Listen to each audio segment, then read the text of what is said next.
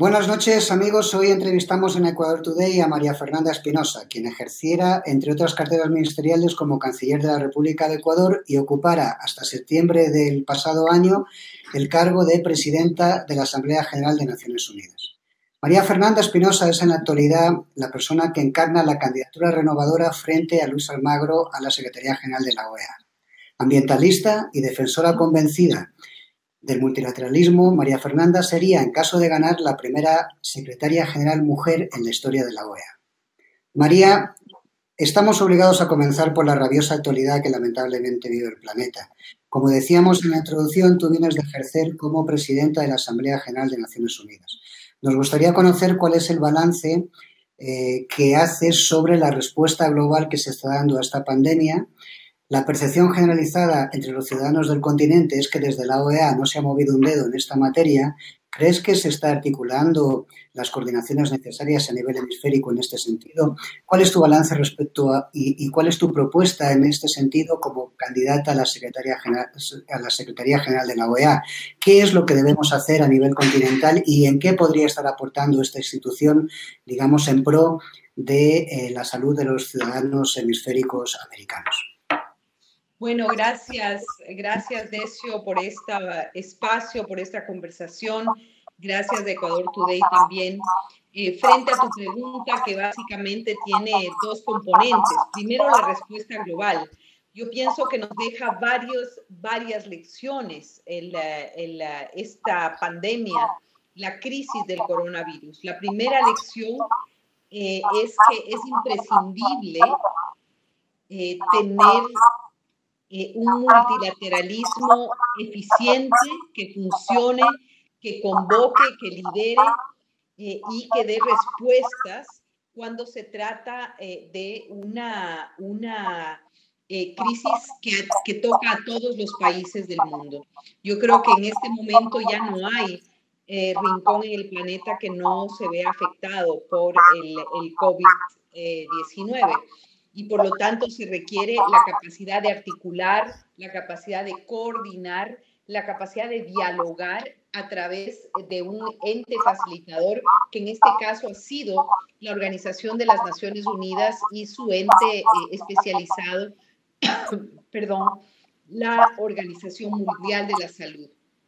En el caso de la OEA, hemos visto que la respuesta ha sido prácticamente inexistente, que tenemos un secretario general más preocupado en su reelección que en la vida de los habitantes del hemisferio, que incluso está empujando una elección cuando estamos en mitad de la crisis y que además no se ha pronunciado, teniendo como tenemos en la OEA una agencia propia, un organismo propio especializado que es la Organización Panamericana de la Salud.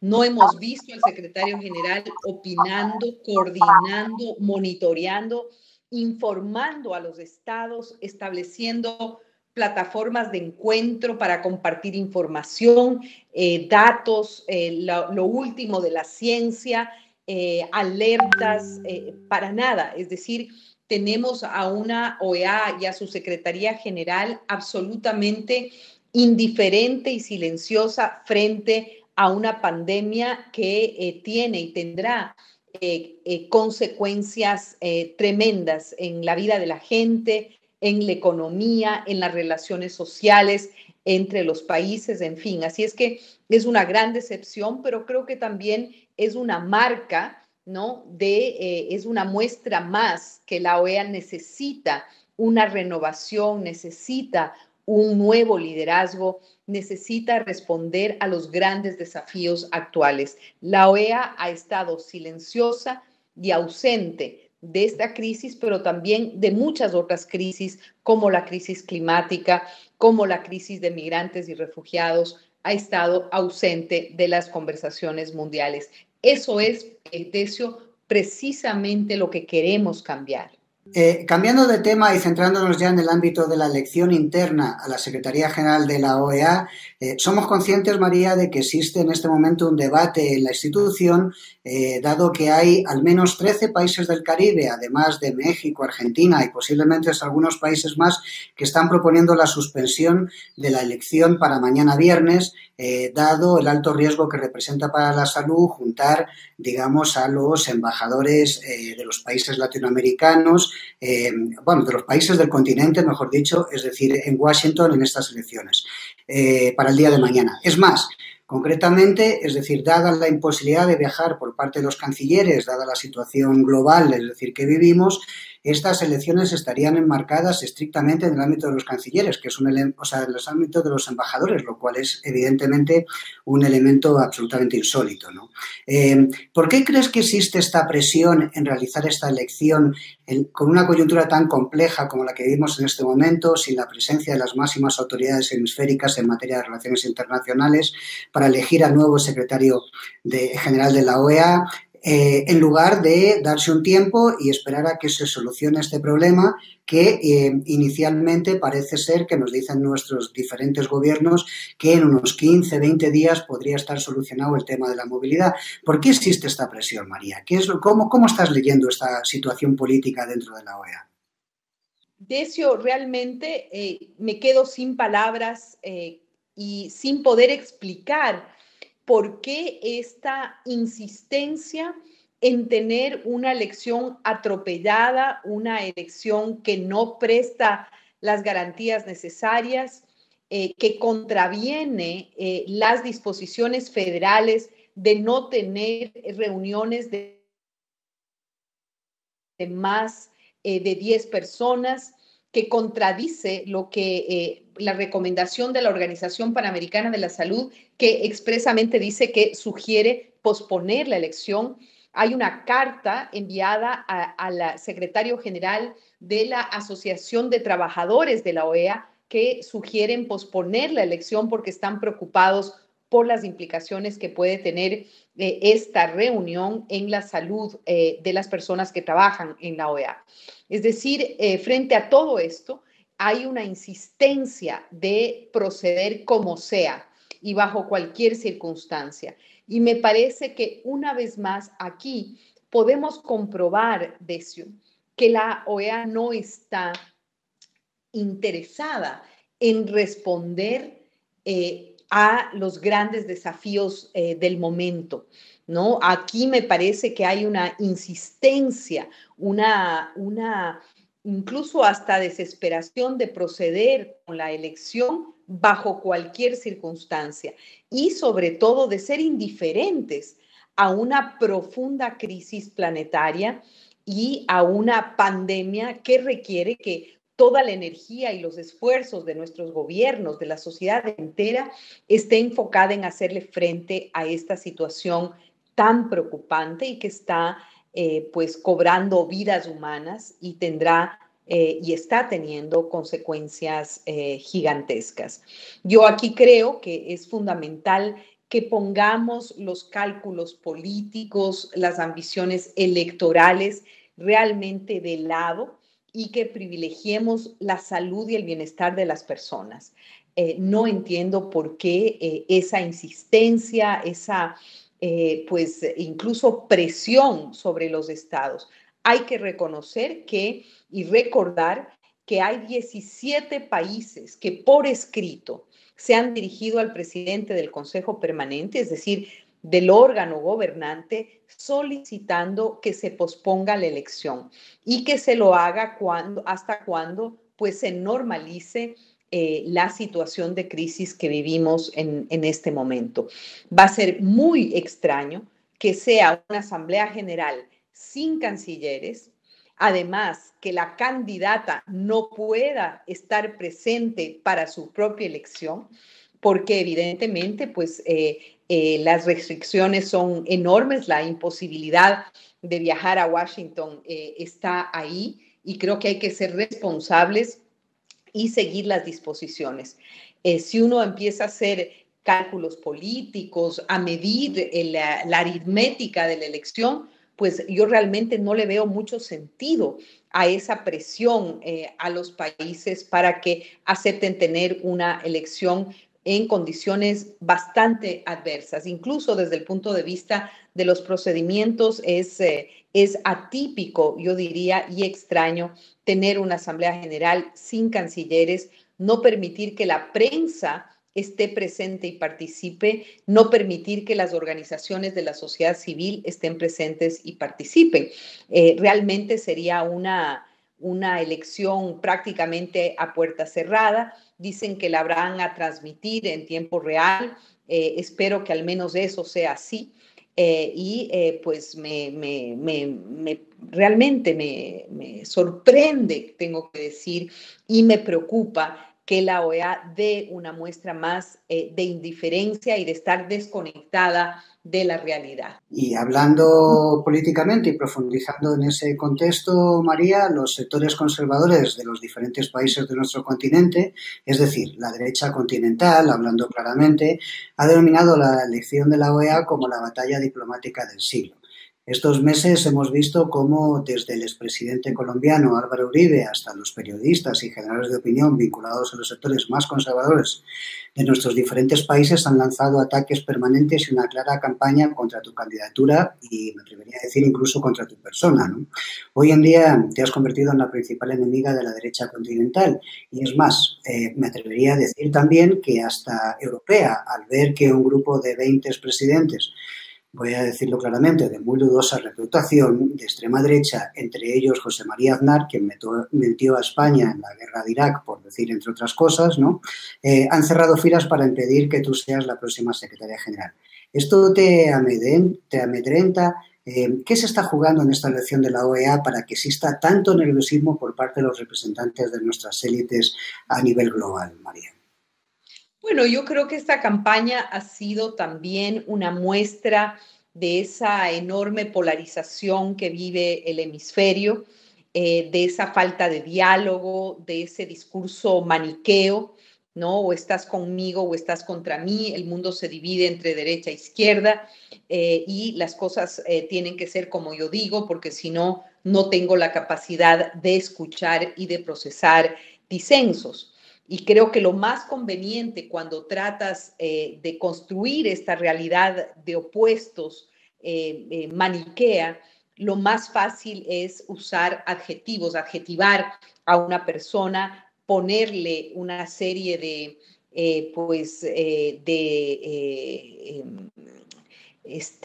nombres y apellidos que no tiene, decir o usted vota por la democracia o usted vota en contra de la democracia, en fin. Y yo creo que lo que hemos hecho y que es fundamental en esta campaña es precisamente destruir esa visión maniquea, ¿no? Y con mis 30 años de experiencia profesional, yo creo que queda más que demostrado que soy una persona pues cuidadosa de los procedimientos, que profundamente cumplidora de la legalidad internacional, del derecho interamericano, apegada a la institucionalidad y que además ha tenido una trayectoria de décadas, no de ahora, no de ayer, de defensa de los derechos humanos y de los principios democráticos y que además las funciones que he cumplido como ministra de Estado en distintas carteras, como presidenta de la Asamblea General de las Naciones Unidas, como directora regional de un organismo internacional, como buena planificadora, como buena gestora, como buena gerente, pero también como una persona que construye consensos, acuerdos y diálogo.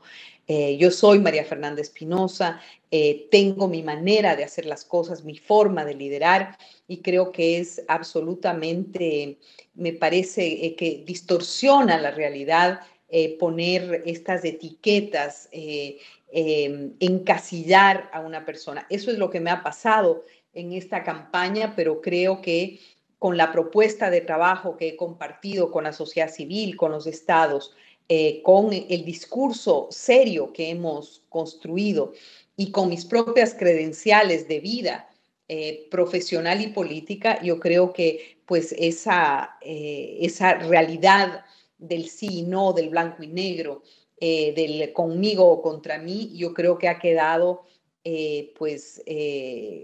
debilitada, ¿no? Porque no hay, muchos han dicho, bueno, esta es la versión radical, esta es la extrema izquierda. Bueno, yo creo que mirando pues el pasado, yo soy una persona progresista, defensora de los derechos humanos, conocida en el trabajo que he hecho, y si vemos, pues en cambio, yo creo que los orígenes del actual secretario general, él sí tendría que quizá dar una explicación, ¿no? De los extremismos, de la radicalidad y de su gran transformación reciente. Yo he sido una persona consecuente, predecible y que pues me he manejado en función de principios y yo creo que pues las pruebas están ahí.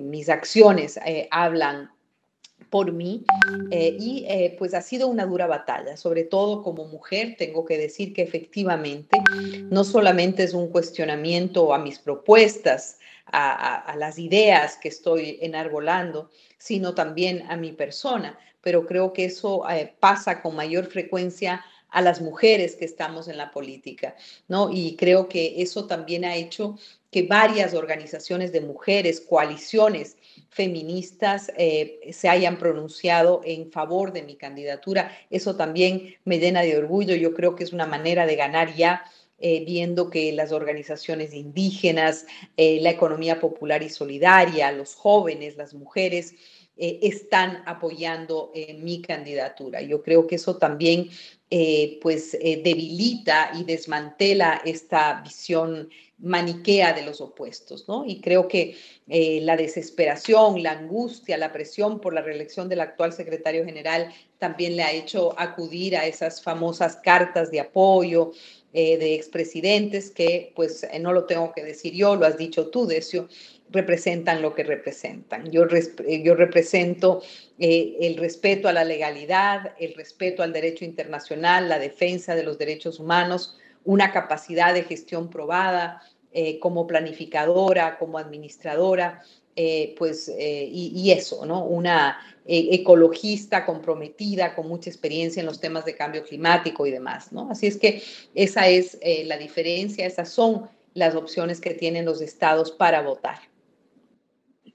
Debo decirte, María, que en el Ecuador los medios convencionales, los grandes más medias, se han encargado de silenciar, digamos, de alguna forma este proceso de discusión internacional que se está dando en el continente entre los diferentes países hemisféricos sobre la elección de la Secretaría General de la OEA. Es decir, los ecuatorianos no son conscientes, o gran parte de ellos, la inmensa mayoría, me atrevería a decirte, de que una ecuatoriana se está disputando la Secretaría General de la OEA en este momento. Esto se lo debemos a los medios de comunicación convencionales. En fin, ya sabemos, ¿no?, cómo funciona la caverna mediática, pero en este sentido quiero comentarte, quiero hacerte una pregunta muy directa, ¿no? Tenemos información de que esta disputa dentro de la OEA está más o menos en tablas, ¿no? Algo a lo que no asistíamos hace muchísimo tiempo en la OEA. Te lo voy a preguntar directamente, María. ¿Crees que ganarás o perderás esta elección? ¿Cuál es tu visión de lo que va a pasar mañana si es que se procede con la elección mañana viernes a la cartera, a la titularidad de la OEA? Bueno, yo creo que va a depender cómo actúen los estados. Yo creo que hay que respetar sus decisiones soberanas. Habrá que ver, bueno, también hay muchas presiones sobre muchos países, hay que comprender eso. Yo estoy muy satisfecha porque he recibido el apoyo casi de la gran mayoría de países del Caribe, de países muy importantes y muy significativos en el espacio hemisférico y continental. No digo los nombres de esos países porque serán ellos quienes tengan que expresarse directamente, pero ha sido público el apoyo de países como México, por ejemplo, que tiene una historia y una trayectoria de política exterior pues de defensa del multilateralismo. Ahora recientemente en México ha sido pionero en lanzar una política exterior feminista, ¿no? Y esto pues va en línea y en consecuencia con su plataforma. El apoyo de los países caribeños me llena de orgullo, de alegría, me hace pensar que la ciudadanía, que se puede pensar en una ciudadanía hemisférica que va más allá del lugar donde crecimos, de nuestra patria originaria. Después me gustaría hacer un comentario muy breve sobre el tema del cerco mediático y del silencio en Ecuador, que es algo que me duele también muchísimo. Y como el voto es secreto y las presiones están, pues habrá que esperar. Pero pues si las cosas salen bien, y los votos ofrecidos y prometidos y comprometidos con esta opción de renovación, de modernización, de hacer las cosas bien, de cicatrizar la polarización, la división y la falta de diálogo en el hemisferio, yo creo que pues esa debería ser una propuesta ganadora, ¿no? Y es doloroso y lamentable que la opinión pública en Ecuador no conozca lo que ha pasado en este proceso electoral, no haya estado atento a los debates, a las propuestas, a la construcción de caminos de salida para las principales crisis que tiene el hemisferio el día de hoy. Y que pues no haya conciencia en el Ecuador de que hay una candidata ecuatoriana, una mujer ecuatoriana que fue propuesta por otros países que no son el suyo propio, ¿no? Y eso duele mucho porque yo quiero muchísimo al Ecuador, mi país, ¿no? Pasó lo mismo cuando fui presidenta de la Asamblea General de las Naciones Unidas. El Ecuador no se enteró de que en mi último día hubo una ovación de pie a mi gestión, que no hubo un solo estado que no haya tenido palabras generosas hacia el Ecuador, hacia el trabajo y la huella que dejó nuestro país ahí, cómo me sentí de orgullosa de ser ecuatoriana, pero también la primera mujer de América Latina y del Caribe en presidir la Asamblea General de la ONU. Y debo decir que una de las cosas que más me duele es que realmente cuando un deportista gana una medalla, un ecuatoriano, cuando pues una escritora ecuatoriana gana un premio y es reconocida, pues hay ese sentido de orgullo ecuatoriano. En mi caso no ha habido la oportunidad porque existe un silencio intencional sobre esos reconocimientos internacionales que he recibido. Y de verdad, lo prometo, no es un tema de vanidad personal, sino que quiero que las mujeres jóvenes en el Ecuador pues vean que hay posibilidad de luchar y llegar, ¿no? Se me reconoció en la lista de las 100 mujeres más influyentes e inspiradoras de la BBC de Londres. Acabo de recibir hace pocas semanas el premio a la mujer más destacada en el Sundance Festival en Salt Lake City, hace unos pocos días y pocas semanas. Se me dio un reconocimiento de Google al tema de la innovación social por mi campaña contra los plásticos de uso único a nivel mundial. En fin, acabo de ser nombrada entre las 5 latinas más destacadas en una publicación en el mes de las mujeres latinas aquí en Estados Unidos. En fin, una lista interminable, y de verdad que eso no ensancha mi vanidad, sino que me da pena que en el Ecuador exista realmente un silencio producido totalmente refractario a lo que está pasando afuera. Y esta campaña, como candidata a la Secretaría General de la OEA, ha pasado desapercibida. No sé si por la falta de apoyo de mi propio país o por un desinterés, pero es una pena también porque en estas semanas de la campaña, debo decir que he tenido más de 100 entrevistas en los medios más importantes del mundo, excepto en los medios ecuatorianos, con algunas pocas excepciones de medios que tienen autonomía, independencia y pueden pues actuar por sí mismos, ¿no? Y realmente desde El País, la agencia EFE la agencia de prensa francesa, bueno, no ha existido, creo que un periódico o un medio de América Latina, en Argentina, en México, en Paraguay, en Perú, en todos los medios y en todos los países del hemisferio, en muchos medios aquí en Estados Unidos. Hoy acaba de salir una publicación mía en el Washington Post, en el Economist, un artículo sobre cambio climático, en fin, y nada de eso se conoce en Ecuador. Y yo creo que falta generosidad, falta sentido de país, falta superar esa polarización y esa tensión social que se ha construido también en el Ecuador y que es muy triste y muy lamentable. María, entiendo que la disputa que se está dando en la OEA es algo que supera estrictamente a este organismo internacional. Es decir, se visualiza también que hay una disputa existente en otros ámbitos que se está trasladando al marco de la OEA. Y en este sentido es necesario señalar que tu candidatura y tu persona está siendo avalada desde muy diferentes sectores sociales del continente. Ciñéndonos estrictamente al caso del Ecuador, debo decir que te has ganado el respaldo de organizaciones como la Central Única de Trabajadores, la CUT, o el de la CONAIE, la Confederación Nacional Indígena del Ecuador. Teniendo en cuenta que la CONAIE es la organización social, el movimiento social más importante del país, te pregunto, ¿por qué te respalda el movimiento indígena, María? Bueno, yo creo, primero, eso es para mí una fuente de enorme alegría, ¿no? Porque he dedicado gran parte de mi vida profesional a trabajar en favor de los derechos indígenas. Y mi compromiso con los pueblos indígenas y los derechos colectivos no es de ayer, no es de hoy, no es de hace 10 años, si uno ve mis primeras publicaciones académicas sobre los temas indígenas, tienen más de 25 años. Y ese es un compromiso político y académico que me ha acompañado en prácticamente toda mi vida adulta.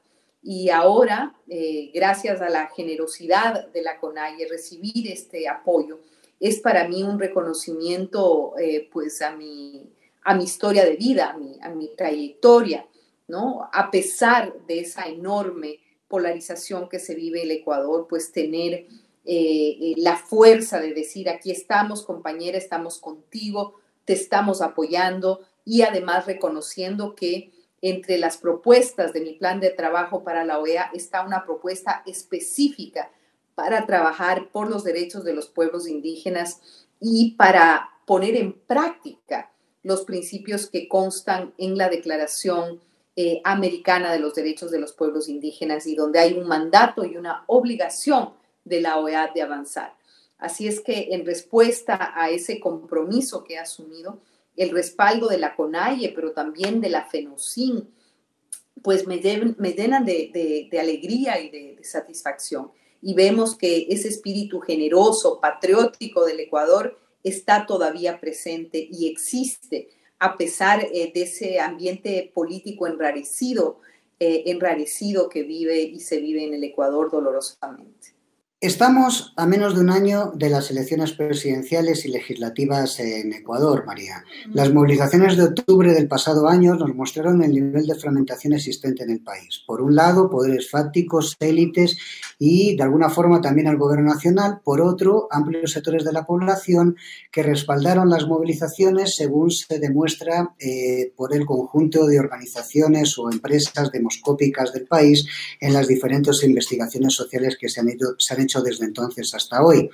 La coyuntura actual le está dando cierto respiro al gobierno nacional, a un gobierno carente de legitimidad y de apoyo social, pero los problemas seguramente se multiplicarán cuando el país vuelva a la normalidad y la gente se encuentre nuevamente con sus cotidianos problemas económicos, el desempleo, el deterioro de los servicios públicos o la falta de expectativas. ¿Cómo analizas la coyuntura nacional en este momento de tu país, María? Bueno, Decio, la verdad es que todos los días, de manera religiosa prácticamente, sigo la coyuntura ecuatoriana, sigo lo que está ocurriendo, los problemas que tiene mi país, la crisis y las crisis que está enfrentando, sigo la evolución de los casos del coronavirus, y la manera en la que la ciudadanía está respondiendo. He seguido con gran interés, por ejemplo, las decisiones tomadas por el propio alcalde de Quito, que ha tomado decisiones muy sabias, muy acertadas. He podido realmente reconocer que incluso los quiteños pues, han tenido una capacidad de respuesta con enorme inteligencia y generosidad.